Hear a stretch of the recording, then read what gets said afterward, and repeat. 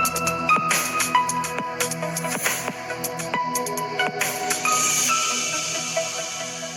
friends, എല്ലാവർക്കും മറ്റൊരു പുതിയ വീഡിയോയിലേക്ക് സ്വാഗതം. It's me Akhil Satheesh and welcome to Akhil Satheesh world. KEAM 2026 വിദ്യാർത്ഥികളിലേക്ക്, അതായത് ബിടെക്കിന് അഡ്മിഷൻ നോക്കുന്ന ഇനിയും സെറ്റ് ആവാത്ത വിദ്യാർത്ഥികൾക്കുള്ള അവസാന ചാൻസ് ആണ് സ്പോട്ട് അഡ്മിഷൻ എന്ന് പറയുന്നത്. അപ്പോൾ ഒരുപാട് വിദ്യാർത്ഥികൾ ഇന്നലെ മുതൽ തന്നെ തേർഡ് അലോട്ട്മെന്റിന്റെ ഫൈനൽ റിസൾട്ട് വന്നതിന് ശേഷം ഒരുപാട് വിദ്യാർത്ഥികൾ സർ എന്നാണ് ഈ സ്പോട്ട് അഡ്മിഷൻ, എങ്ങനെയാണ്, ആർക്കൊക്കെ അപേക്ഷിക്കാം, എന്താണ് ഇതിന്റെ പ്രൊസീജിയേഴ്സ് എന്നൊക്കെ ഒരു ഡീറ്റെയിൽഡ് വീഡിയോ ചെയ്യുമോ എന്ന് കമന്റുകൾ വഴി ചോദിച്ചു. അതാണ് ഈ ഒരു വീഡിയോ. അപ്പോൾ നമുക്ക് വിശദമായിട്ട് തന്നെ നോക്കാം. അതുപോലെ നിങ്ങൾ ഏതെങ്കിലും ഒരു കോളേജിൽ അഡ്മിഷൻ എടുത്തവരാണ് എങ്കിൽ തീർച്ചയായിട്ടും കോളേജിന്റെ പേര് ഒന്ന് കമന്റ് ചെയ്യാൻ മടിക്കേണ്ട. ഒരുപാട് പേരിലേക്ക് ഈ വീഡിയോ എത്തണം, അതുകൊണ്ടൊന്ന് ലൈക്ക് കൂടി ചെയ്യാം. നമ്മൾ കഴിഞ്ഞ വീഡിയോകളിലെല്ലാം പറഞ്ഞ പോലെ തന്നെ KTUവിന്റെ ഫസ്റ്റ് ഇയറിനുള്ള complete study pack, success study pack, notes, PDF, PPT, അതുപോലെ തന്നെ അതിൽ ചോദിക്കാൻ ചാൻസ് ഉള്ള ക്വസ്റ്റ്യൻസ് എല്ലാം അടങ്ങുന്ന S1ന്റെയും S2വിന്റെയും ചേർത്തിട്ടുള്ള സ്റ്റഡി പാക്ക് ഇപ്പോൾ ലോഞ്ച് ഓഫർ പ്രൈസിൽ അവൈലബിൾ ആണ്. ജസ്റ്റ് താല്പര്യമുള്ളവരോ ഈ നമ്പറിൽ ഒന്ന് മെസ്സേജ് ചെയ്താലും മതി, നിങ്ങളുടെ പേരും ബ്രാഞ്ചും. അപ്പോൾ നമുക്ക് കാര്യത്തിലേക്ക് കടക്കാം. തേർഡ് അലോട്ട്മെന്റ് കഴിഞ്ഞിട്ട് ഒരുപാട് പേർക്ക് ഇഷ്ടപ്പെട്ട കോളേജ് തന്നെ കിട്ടിയിട്ടുണ്ടാകും. 10ാം തീയതി മുതൽ ക്ലാസ്സുകൾ തുടങ്ങാൻ വെയിറ്റ് ചെയ്യുകയാണ്. പക്ഷേ ഇപ്പോഴും ഒന്നുകിൽ തേർഡ് അലോട്ട്മെന്റിൽ വന്നിട്ടില്ല, ഓക്കെ, അങ്ങനത്തെ ഉള്ള കുട്ടികളുണ്ടാവും. അല്ലെങ്കിൽ തേർഡ് അലോട്ട്മെന്റ് കിട്ടിയിട്ടും താൻ വെച്ച ഹയർ ഓപ്ഷൻസ് അല്ല കിട്ടിയത്. 5ാമത്തെയോ അല്ലെങ്കിൽ 6ാമത്തെയോ 10ാമത്തെയോ ഒക്കെ ഓപ്ഷൻ കിട്ടി സാറ്റിസ്ഫൈഡ് അല്ലാതെ പോയി അഡ്മിഷൻ എടുത്ത് സ്കൂൾ ക്ലാസ്സുകളിൽ, കോളേജ് ക്ലാസ്സുകളിലേക്ക് പോകാൻ വേണ്ടി പോവാണ്. ഇങ്ങനെയുള്ളവർക്ക് ഇഷ്ടപ്പെടാത്ത കോളേജാണ് കിട്ടിയതെങ്കിൽ എന്താണ് പോംവഴി, എങ്ങനെ മാറാം? അതിനുള്ളതാണ് സ്പോട്ട് അഡ്മിഷൻ. ആ പേര് സൂചിപ്പിക്കുന്ന പോലെ തന്നെ സ്പോട്ടായിട്ട് അവിടെ പോയി അഡ്മിഷൻ എടുക്കുന്ന ഒരു പ്രൊസീജിയറാണ്. അപ്പോൾ ഇത്തവണ നമുക്ക് എന്താണ് പ്രതീക്ഷിക്കാൻ പറ്റുന്നത്? 2 വ്യത്യസ്ത രീതിയിലാണ് KTUവിന്റെ അണ്ടറിൽ കഴിഞ്ഞ വർഷങ്ങളിലൊക്കെ സ്പോട്ട് അഡ്മിഷൻ നടന്നിട്ടുള്ളത്. അതിൽ ഒന്നാമത്തേത് അതാത് കോളേജുകൾ. ഞാനൊരു എക്സാമ്പിൾ സഹിതം പറഞ്ഞുതരാം. ഇപ്പോൾ CETയിലെ ക്ലാസ്സുകൾ തുടങ്ങി കീമിന്റെ അടിസ്ഥാനത്തിൽ വന്ന കുട്ടികളൊക്കെ ചിലർ ഒരു 5 പേര് സിവിൽ എഞ്ചിനീയറിംഗ് ബാച്ചിൽ നിന്ന് LBS വഴിയോ അതല്ലെങ്കിൽ ഡ്രോപ്പ് ഔട്ട് ചെയ്തോ വേറെ ഏതെങ്കിലും കാരണങ്ങൾ കൊണ്ട് വേറെ കോഴ്സുകളോ അല്ലെങ്കിൽ വേറെ കോളേജുകളോ ഒക്കെ, അല്ലെങ്കിൽ ബിടെക് തന്നെ വേണ്ട, റിപ്പീറ്റിന് പോകുന്നു എന്നൊക്കെ പറഞ്ഞിട്ട് സീറ്റിൽ കിട്ടുന്ന ആരും അങ്ങനെ ചെയ്യാറില്ല. എന്നാലും ഒരു എക്സാമ്പിൾ, 5 കുട്ടികൾ പോവാണ്. അപ്പോൾ സിവിൽ എഞ്ചിനീയറിംഗ് ബാച്ചിലുള്ള ടോട്ടൽ സ്ട്രെങ്ത്തിൽ 5 പേര് എന്താണ് കുറവാണ്, വേക്കൻ്റ് ഉണ്ട്. അപ്പോൾ CET തന്നെ വെബ്സൈറ്റ് വഴി, അവരുടെ കോളേജ് വെബ്സൈറ്റ് വഴി അവിടെയുള്ള വേക്കൻസികൾ റിപ്പോർട്ട് ചെയ്തിട്ടുണ്ട്. എത്രയാണ്? സിവിൽ എഞ്ചിനീയറിംഗിൽ 5 ആണ്, ഇലക്ട്രോണിക്സിൽ 4 ആണ്, അതല്ലെങ്കിൽ കമ്പ്യൂട്ടർ സയൻസിൽ 2 ബാച്ചും കൂടെ ചേരുമ്പോൾ ഒരു 3 വേക്കൻസി ഉണ്ട്. ഈ വേക്കൻസികൾ അവർ ലിസ്റ്റ് ചെയ്യും. ഈ ലിസ്റ്റ് ചെയ്യുന്നതിന്റെ അടിസ്ഥാനത്തിൽ ഒരു ഡേറ്റ്, ആ ഒരു ഡേറ്റ് എന്ന് പറയുന്നത് നിങ്ങൾക്ക് ക്ലാസ്സുകൾ തുടങ്ങി അറ്റ്ലീസ്റ്റ് ഒരാഴ്ചയെങ്കിലും ഒക്കെ കഴിഞ്ഞിട്ടാണ് ഇത് സംഭവിക്കുന്നത്. ഈ ഒരു ഡേറ്റും സമയവും കൃത്യമായിട്ട് പറയും. അതാണ് സ്പോട്ട് അഡ്മിഷൻ ഡേറ്റ്. മിക്കവാറും ആ കോളേജിൽ തന്നെ ആയിരിക്കും വെന്യൂ എന്ന് പറയുന്നത്. അപ്പോൾ ആ ദിവസമാണ് ആ കോളേജിന്റെ സ്പോട്ട് അഡ്മിഷൻ ഡേറ്റ്. ഇപ്പോൾ ഇതിന്റെ അർത്ഥം എന്താണ്? ഓൾറെഡി അഡ്മിഷൻ എടുത്തിട്ടുള്ള, കൃത്യമായിട്ട് ശ്രദ്ധിക്കാം, പുതുതായിട്ട് ഇതുവരെയും കീമിന് കിട്ടാത്ത ആർക്കും ഒരിക്കലും സ്പോട്ട് അഡ്മിഷനിൽ പങ്കെടുക്കാൻ പറ്റില്ല.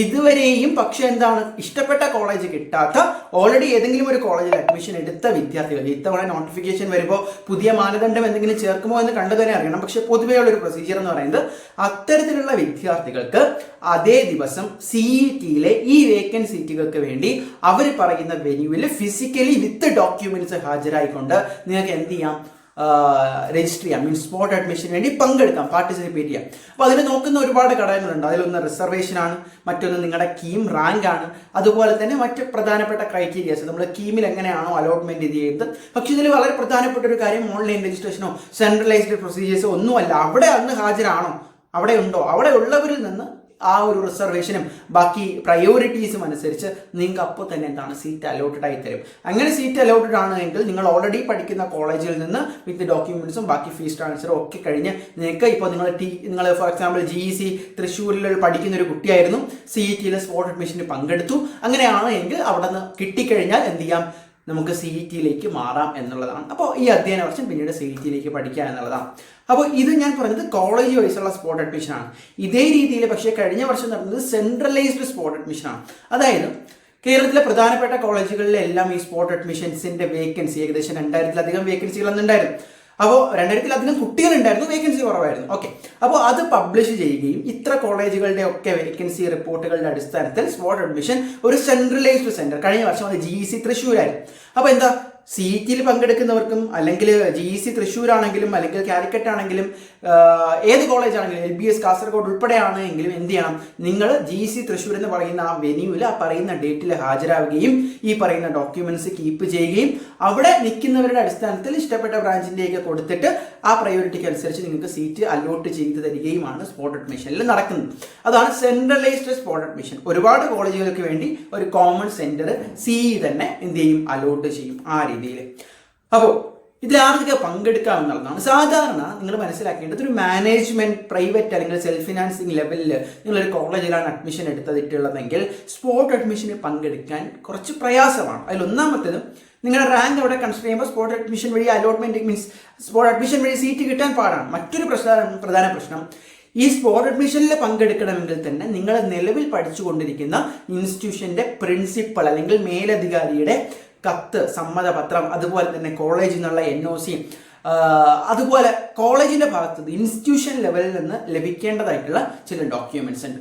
അത് എല്ലാ കോളേജുകാരും പ്രൊവൈഡ് ചെയ്യണമെന്നില്ല. ഇപ്പം CET അല്ലെങ്കിൽ ഈ പറയുന്ന പ്രധാനപ്പെട്ട ഗവൺമെന്റ് കോളേജുകൾ അല്ലെങ്കിൽ IHRD ചെങ്ങന്നൂർ ഉൾപ്പെടെയുള്ള കോളേജ് എന്തായാലും അവർ പ്രൊവൈഡ് ചെയ്യും, നമുക്കറിയാം, RIT ഉൾപ്പെടെ. പക്ഷേ മറ്റ് ചില ഈ പറയുന്ന സെൽഫ് ഫിനാൻസിങ്ങോ പ്രൈവറ്റോ അല്ലെങ്കിൽ ഓട്ടോണോമസോ ആയിട്ടുള്ള, ഓട്ടോണോമസ് നിങ്ങൾക്ക് അറിയാലോ, അത് ഓൾറെഡി അല്ലാതെയാണ്.